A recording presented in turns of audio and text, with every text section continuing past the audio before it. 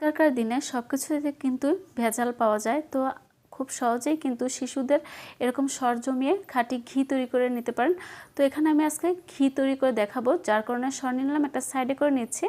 এখন আমি একটা বড় বাটির মধ্যে সম্পূর্ণ সরটা কিন্তু নিয়ে নিয়েছি। আর এই সরগুলো কিন্তু আমি আগে থেকে জমিয়ে রেখেছিলাম আর আধা ঘন্টা আগে বের করে নিয়েছি।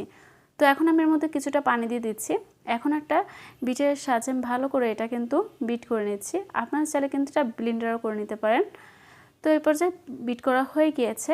এখন আমি এর মধ্যে দিয়ে দিচ্ছি বরফ ঠান্ডা পানি, অর্থাৎ বরফ কিছু কিছু থাকবে সেই ঠান্ডা পানিটা দিয়ে দিচ্ছি। তো দিয়ে ভালো করে কিন্তু আমি উপরে যে মাখনটা জমা হয়েছে সম্পূর্ণ মাখনটা কিন্তু আমি উঠিয়ে নিচ্ছি। তো দেখুন কতটা সুন্দরভাবে এই মাখনটা তৈরি হয়ে গিয়েছে।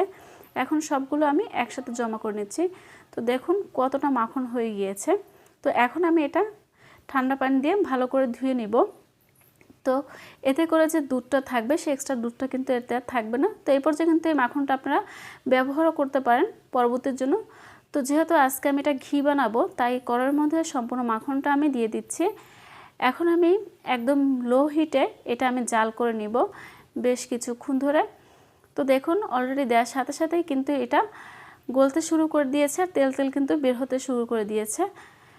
তো বেশ কিছুক্ষণ পরে আমি নেড়ে চেড়ে তারপরে কিন্তু এটা জাল দিয়ে নিয়েছি।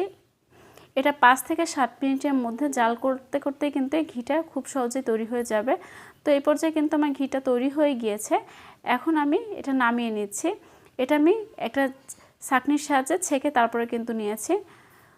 তো এখন এটা একটা সাইডে করে নিচ্ছি। আর দেখুন মাশাআল্লাহ কতটা সুন্দর খাঁটি ঘি তৈরি হয়ে গিয়েছে।